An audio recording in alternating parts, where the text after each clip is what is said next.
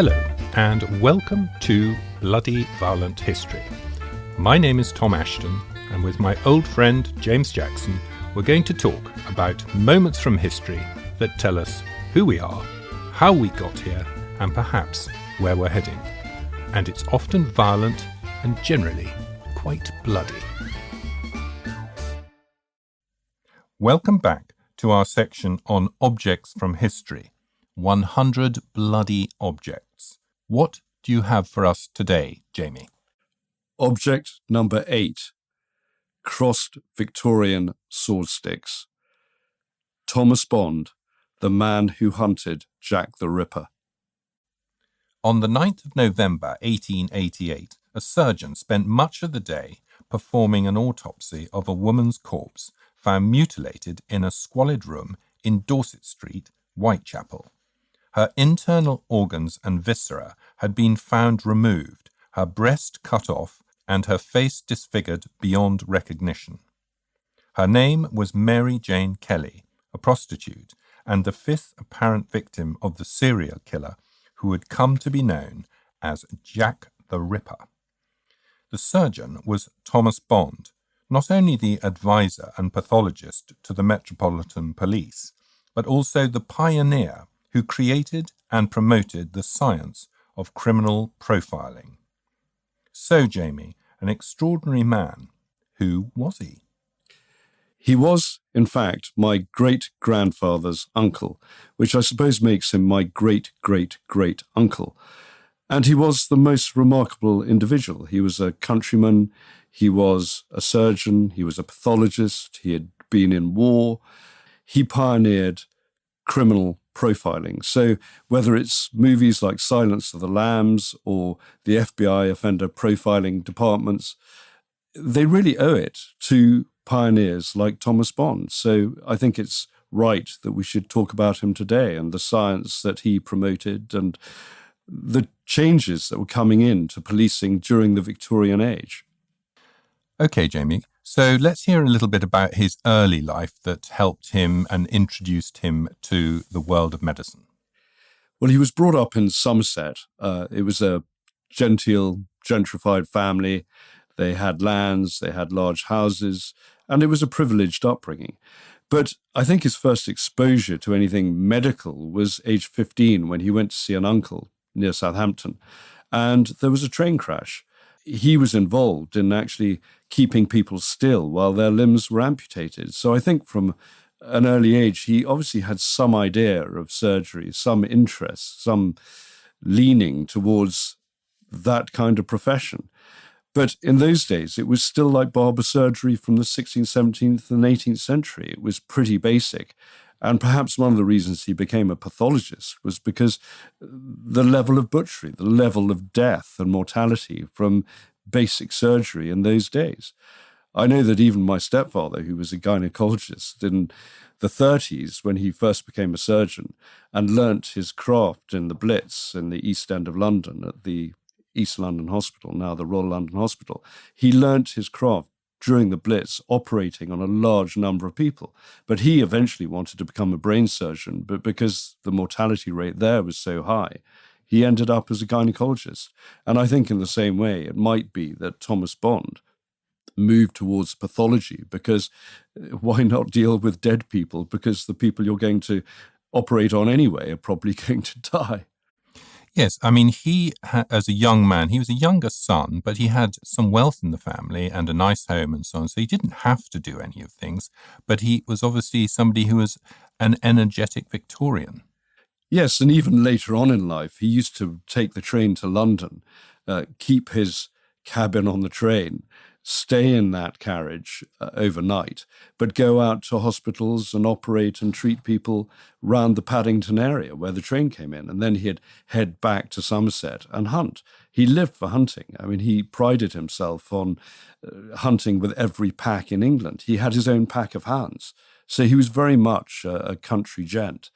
But in between that, he was a formidable surgeon and pathologist, and obviously sort of caught the mood of the time and the technology of the time and developed it and came up with this idea of criminal profiling. He went to the University of London to train, and he won the gold medal there for surgery, although he didn't then pursue his career in surgery. But he did work for a famous doctor, Robert Liston.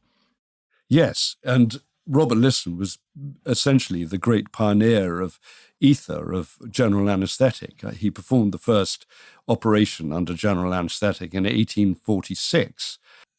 It was still, as I said, like barber surgery from the previous centuries.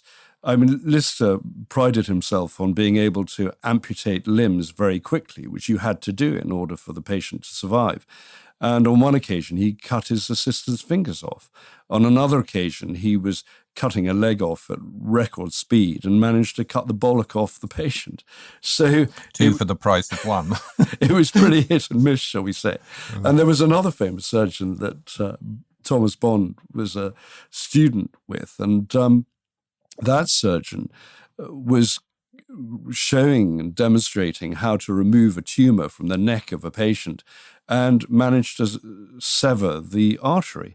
Bond had to step forward and stick his finger in the pulsing blood that was coming from the neck. So it was pretty grim and pretty gruesome, and that's probably what persuaded him to move in the direction he did.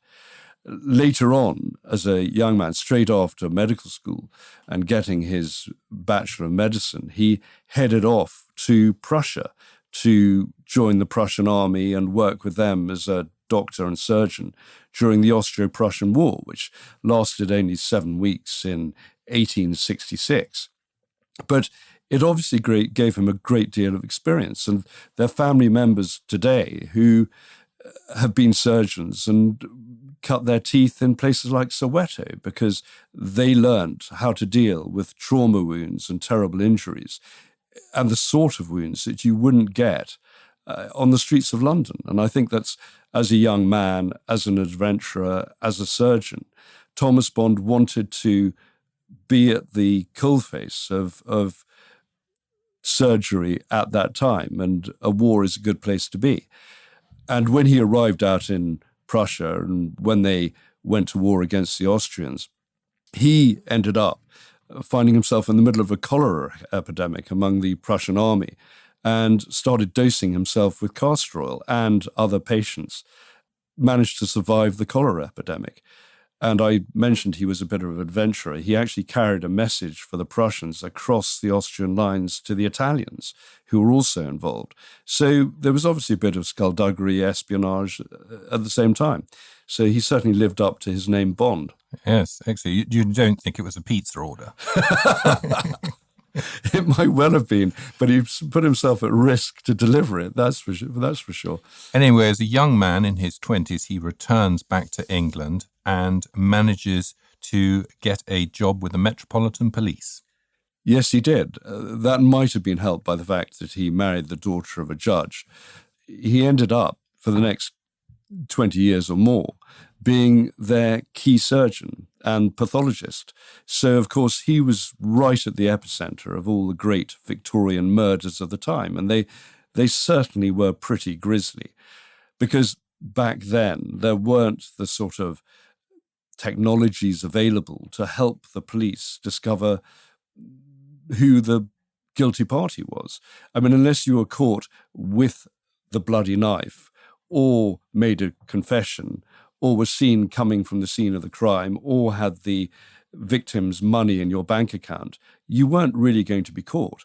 So there were a lot of crimes that involved cutting up bodies and throwing them in the Thames. I mean, he was involved in a whole series of murders like that.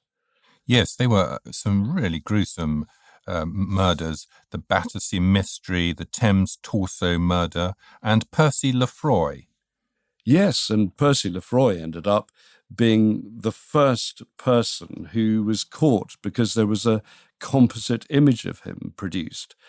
So you can see that the technology was sort of moving forward, that the police were grasping at new methods, new procedures to try and help them catch criminals. So that case was extremely important in terms of moving things along. in the same way that obviously Marconi radio and Morse helped catch criminals later on. At that time, although Jack the Ripper was 1888, 2 years before, in 1886, Sigmund Freud had set up his clinic in Vienna with psychopathology, hypnosis, early therapy and talking. So you can almost say, that was the start of the next 150 years of self-obsessed flakes driveling on about how their parents favoured their siblings over them. So it wasn't necessarily an advantage, but it certainly showed that people were beginning to try and look inside the mind of criminals to understand motivation. And I suppose Thomas Bond picked up on that, and being a medical man would have been very interested. One of his early cases was the suspicious death, in fact murder, of the wealthy widow Julia Martha Thomas. Oh, it was an extraordinary case, because what had happened was that Martha Thomas had been thrown down the stairs and then strangled by her maid, Kate Webster, who cut the body up, started boiling it up, reducing it, and the story has it that she was selling the dripping to local kids. Again, in true Victorian Gothic horror style. But what happened there was that Kate Webster couldn't boil up all the bodies, so she started leaving it in all manner of places and dropping bits in the Thames. And I think there was a suitcase or a box full of the body parts as well. That was the bit where they thought it was a prank by medical students, wasn't it? With a whole load of guts and stuff in a box. Yes, and it's worthy of medical students, actually. But Thomas Bond pointed out that actually she was brutally hacked to pieces. It wasn't done with any medical knowledge. It wasn't done with scalpels or anything like that. That was one of the keys, one of the clues that led to Kate Webster. So that was one of the cases in which he succeeded. Yeah, and she was found guilty at the Old Bailey and sentenced to hang. Yes, and Thomas Bond was very much admired for his evidence. He was very concise, very clear, and painted the picture, sort of put the evidence together. I've always sort of rather flattered myself that maybe, just maybe, that what I do with historical thrillers, getting into the mind of the bad guys and putting evidence together, is really what he did. He was a storyteller in his own way, getting the evidence and trying to paint a picture of what was happening. And he certainly did that with Jack the Ripper. And Jamie, that's just you liking to get in touch with your dark side. Yes, it probably is. And the other thing that was happening at the time, of course, was in the 1890s, fingerprinting came along. The technology was moving forward, and Thomas Bond found himself right at the centre of that. It came to the fore, I suppose, with the Jack the Ripper murders. Yes, well, we had at that time, just before we get into the murders, the famous Edwardian writer Sir Arthur Conan Doyle and his creation Sherlock Holmes. Yes, didn't Studying Scarlet come out in 1887, I think, didn't it? Yeah. So again, there's a man, he trained as an ophthalmologist, and I think he based Holmes a lot on Joseph Bell, his tutor up in Edinburgh, and I think Conan Doyle had actually been his clerk as well. So Conan Doyle admired his powers of observation, but he certainly would have known about Thomas Bond. Thomas Bond had been police surgeon by that stage since 1867. That's over 20 years by the time Jack the Ripper comes along in 1888. So Conan Doyle would certainly have known him through the College of Surgeons, would certainly have read about him in the sort of penny newspapers of the day. And Conan Doyle had his own medical background, didn't he? Yes, he did. He did. And Bond also had a private practice as well. So they certainly would have come across each other, and they certainly would have known each other. Conan Doyle would have been aware of what he did, the sort of things that he was investigating and looking at. And so many of the things that you see Sherlock Holmes doing, Thomas Bond would have been doing as well at the same time, merging detective work with surgery and pathology. Yes. Okay, well, let's get stuck into the murders. The Canonical Five. What does that mean? They were the 5 that were linked together as being performed by one murderer, one serial killer. And they were in a short space of time. They took place over about 2 months in 1888, starting at the end of August and going on till the beginning of November. So it was a short period before they just stopped. But they fell into that period where there were sort of 11 Whitechapel murders. The police wanted to know which ones were linked and how they were linked. Thomas Bond, when he actually started looking at the last murder victim, who was Mary Jane Kelly, that was the 9th of November, 1888, when he was brought in by the Metropolitan Police to do her post-mortem and see what clues he could find. It was at that time he also received all the paperwork from Robert Anderson, who was the deputy head of CID at the Met, that he started really piecing it together and showing conclusively, proving that these were linked murders. So he wrote a letter the day after to Anderson and to the other heads of the police saying, these are linked murders. Apart from that, he then produced this psychological profile of the Ripper.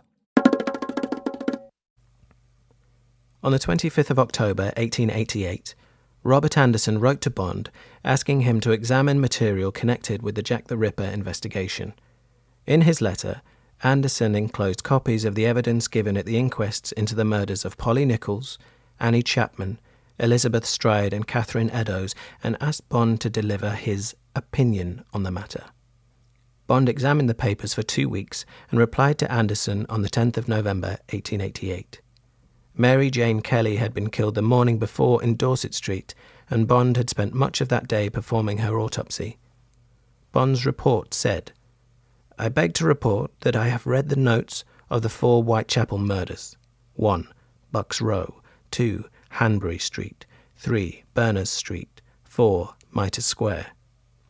I have also made a post-mortem examination of the mutilated remains of a woman found yesterday in a small room in Dorset Street. 1. All 5 murders were no doubt committed by the same hand. In the first 4, the throats appear to have been cut from left to right. In the last case, owing to the extensive mutilation, it is impossible to say in what direction the fatal cut was made. But arterial blood was found on the wall in splashes close to where the woman's head must have been lying. 2. All the circumstances surrounding the murders lead me to form the opinion that the women must have been lying down when murdered, and in every case the throat was first cut. 3. In the 4 murders of which I have seen the notes only, I cannot form a very definitive opinion as to the time that had elapsed between the murder and the discovering of the body. In one case, that of Berners Street, the discovery appears to have been made immediately after the deed. In Bucks Row, Hanbury Street, and Mitre Square, 3 or 4 hours only could have elapsed. In the Dorset Street case, the body was lying on the bed at the time of my visit, 2 o'clock, quite naked and mutilated as in the annexed report. Rigor mortis had set in, but increased during the progress of the examination. From this, it is difficult to say with any degree of certainty the exact time that had elapsed since death, as the period varies from 6 to 12 hours before rigidity sets in. The body was comparatively cold at 2 o'clock, and the remains of a recently taken meal were found in the stomach and scattered about over the intestines. It is therefore pretty certain that the woman must have been dead about 12 hours, and the partly digested food would indicate that death took place about 3 or 4 hours after the food was taken, so 1 or 2 o'clock in the morning would be the probable time of the murder. 4. In all the cases there appears to be no evidence of struggling, and the attacks were probably so sudden and made in such a position that the women could neither resist nor cry out. In the Dorset Street case, the corner of the sheet to the right of the woman's head was much cut and saturated with blood, indicating that the face may have been covered with the sheet at the time of the attack. 5. In the 4 first cases, the murderer must have attacked from the right side of the victim. In the Dorset Street case, he must have attacked from in front or from the left. as there would be no room for him between the wall and the part of the bed on which the woman was lying. Again, the blood had flowed down the right side of the woman and spurted onto the wall. 6. The murderer would not necessarily be splashed or deluged with blood, but his hands and arms must have been covered and parts of his clothing must certainly have been smeared with blood. 7. The mutilations in each case, excepting the Berners Street one, were all of the same character and showed clearly that in all the murders the object was mutilation. 8. In each case, the mutilation was inflicted by a person who had no scientific nor anatomical knowledge. In my opinion, he does not even possess the technical knowledge of a butcher or horse slaughterer or any person accustomed to cut up dead animals.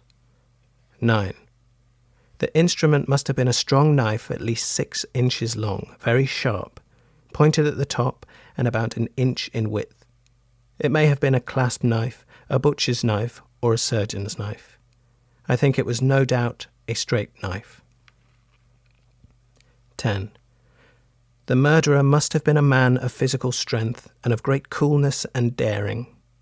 There is no evidence that he had an accomplice. He must, in my opinion, be a man subject to periodical attacks of homicidal and erotic mania. The character of the mutilations indicate that the man may be in a condition sexually that may be called satyriasis. It is, of course, possible that the homicidal impulse may have developed from a revengeful or brooding condition of the mind, or that religious mania may have been the original disease, but I do not think either hypothesis is likely. The murderer in external appearance is quite likely to be a quiet, inoffensive-looking man, probably middle-aged and neatly and respectably dressed. I think he must be in the habit of wearing a cloak or overcoat, or he could hardly have escaped notice in the streets if the blood on his hands or clothes were visible. 11. Assuming the murderer to be such a person as I have just described, he would probably be solitary and eccentric in his habits. Also, he is most likely to be a man without regular occupation, but with some small income or pension. He is possibly living among respectable persons who have some knowledge of his character and habits, and who may have grounds for suspicion that he is not quite right in his mind at times. Such persons would probably be unwilling to communicate suspicions to the police for fear of trouble or notoriety, whereas if there were a prospect of reward, it might overcome their scruples. I am, dear sir, yours faithfully, Thomas Bond. That's fascinating. Thomas Bond throws light onto several areas, making it a very clear and objective thought process. What do you think, Jamie? Yes, I mean, there's certain things that stand out. I mean, the first one is that his claim that the attacker had no medical knowledge. I mean, people have claimed for years that the person who inflicted those sort of wounds might have been a doctor. I mean, you look at the cast list of suspects over the years, and people have said Sir William Gull, the Queen's physician, or Sir John Williams, the obstetrician and gynecologist of Princess Beatrice, Queen Victoria's daughter. And so there's always been that suspicion. But he pours cold water on that. Even the police at the time thought it might have been a medical man. And so, yet he doesn't even think that it's somebody who is a rather badly trained butcher. Yes, exactly. And so again, that throws cold water on the idea that someone like Jacob Levy, who was a local butcher, could have been the Ripper. So that's one fascinating bit. The other bit that really stands out is his claim that the man would have been a person of independent means and was possibly wearing a cloak. That, I think, has leaked into Ripperology and the Ripper myth, the idea that the Ripper might have been a toff wearing a top hat and carrying a sword cane, all of that sort of thing.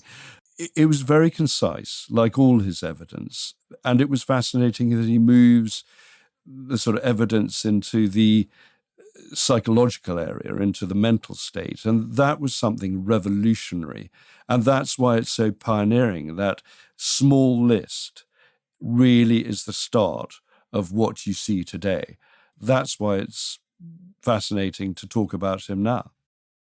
So the possible killers, I mean, there really is a shopping list of names, and over time, at the time itself and in the present period, there are still more names being added. Who do we think are some of the likely candidates? Oh, there have been books on Sir William Gull, on Walter Sickert, the painter, because it's been argued that his paintings after the Ripper murders suddenly became very dark and were of prostitutes in half light and all of this sort of thing. It's just endless. It's butcher, baker, candlestick maker, itinerant Irishman, Polish dockers, fish porters, butchers, anyone. Prince Albert, Duke of Clarence. Yes, because he was troubled and scandal hit and all of that sort of thing. So he was the top toff, really, who was brought in as a suspect and has been regarded as a possible suspect. Even Thomas Bond himself has been mentioned over the last century as a possible suspect, because one of the things about Thomas Bond was that when he came to London on the train to do his medical stuff, he used to go and visit the Lock Hospital, which was basically the first official venereal disease clinic in Britain. He took a great interest in that, and obviously there were a lot of prostitutes there, so it was said, oh, well, he takes an interest in prostitutes. He knows some of the victims. And so that's why his name was connected to it, quite apart from being the police surgeon and pathologist at the time. The most popular choice seems to be Montague Thomas Druitt. So Sir Melville Macnaghten, who was the crime police commissioner, wrote a report, and he thought that Druitt was the most likely person. Druitt, said to be a doctor and of good family, who disappeared at the time of the Miller's Court murder, and whose body, which was said to have been upwards of a month in the water, was found in the Thames on the 31st of December, or about 7 weeks after that murder. He was sexually insane, and from private information I have little doubt but that his own family believed him to have been the murderer. Bond himself quashed the idea, as you saw in his report, of the killer being a medical man, and it seemed, however sexually depraved or psychotic the killer was, the person who perpetrated those crimes didn't have medical knowledge. And you can see from the level of violence that it was so brutal and so unfocused in a way that there probably wasn't a medical mind behind it. And Thomas Bond was a man of great compassion. I mean, working at the Lock Hospital, he tended what he called a low, dirty and wretched class, the shame of humanity. And it's tempting to wonder whether one or more of the Ripper's future victims might at some point have come under his care. Well, one never knows. I think one of the reasons he became involved in trying to treat venereal disease was that during his early time, during the Austro-Prussian War, places like Vienna and Berlin and the Prussian army were absolutely riddled with venereal disease. I think the figures for the Prussian army was something like 30% had some kind of STD, and most of it was syphilis. So he was very aware of how it could wreak havoc, quite apart from the cholera he dealt with at the time. So he was quite at home dealing with soldiers and prostitutes and those who had fallen on hard times. And I think that was very much part of his motivation, very much part of what he did, and part of the motivation why he wanted to get to the bottom of why people had been murdered, trying to help solve the mysteries and the barbaric murders that occurred during Victorian times. Although he was known for his work with the Metropolitan Police, he had a very full life elsewhere as well. Not only was he hunting in the West Country, but he had work that he did for the railways. Yes, and again, maybe that goes back to when he was 15 and dealing with that railway accident. He actually advised railway companies on false claims for insurance and compensation. So it's not just a modern phenomenon, people claiming whiplash. There were all sorts of people claiming compensation and trying to sue the railway companies for the sudden breaking of railway carriages and locomotives and people being thrown forward. But there were terrible accidents all the way through those early years of trains. Even by the 1880s, trains had only been around since the mid-1820s, so it was pretty much a new technology, and safety features weren't exactly at the forefront of the technological developments of the time. We know it was dangerous, given what happened to William Huskinson in 1827. That was during the opening, or at least the celebration of the completion of the Liverpool-Manchester railway line. Poor old Huskisson was on the train that was drawn by Stephenson's rocket. Wellington, Duke of Wellington, who was in his own private carriage further along, was sitting there, and Huskisson wanted to go and make amends and patch up a friendship that had fallen by the wayside. So he got out of the train with a few others, even though they had been told to stay on board, went along, started talking to Wellington through the carriage window. An alarm was raised because there were trains coming in the opposite direction, a parade of trains. And Huskisson was a little confused by this. He ran backwards and forwards across the opposite line a couple of times, then decided to climb up onto the door of Wellington's carriage. The door unclipped and opened, and Huskisson was basically thrown in front of the oncoming train, was hit by it, fell on the track, had a mutilated, mangled leg, and died shortly afterwards. So it was a pretty bloody technology. It was a baptism of fire, and people just made it up as they went along. So even a few decades later, I think Bond had quite a lot of work dealing with these claims, dealing with accidents, but also dealing with the fraud that came with it. I wonder how many guineas his wife got in compensation. What, Huskisson? Huskinson's wife. Yes. Well, there is 6 guineas or something. Well, there is actually a statue of Huskisson in the East End of him wearing full Roman emperor's toga. So he got a nice statue out of it. He lives on. He lives on and yet is totally forgotten. And yet, like so many of these people, coming back to Thomas Bond, as he got older, he had certain medical complaints, and he'd seen and had to deal with a lot of quite stressful things. And he'd been giving himself doses of laudanum. Yes, in the same way that so many did during the Victorian era. He was a very robust character. He was much loved in the county. He had a pretty no-nonsense approach. He once advised someone who was suffering from depression that the best cure for depression was drinking a pint of champagne and a pint of burgundy on alternate days and hunting with hounds 3 days a week. Actually, it's not a bad remedy. It gets you out, stops you gazing at your navel. And country pursuits have often helped a lot of people. Certainly riding have helped a lot of people. But maybe that caught up with him. Maybe he had a riding accident. It's thought that maybe he was suffering from colitis or incipient cancer of the gut. It obviously made him melancholic. He was dealing with terrible pain. So many of those Victorians turned to things like laudanum or cocaine. If you look at Conan Doyle's Sherlock Holmes not only was taking laudanum, but was injecting himself with 7% cocaine solution. So drugs were widely available.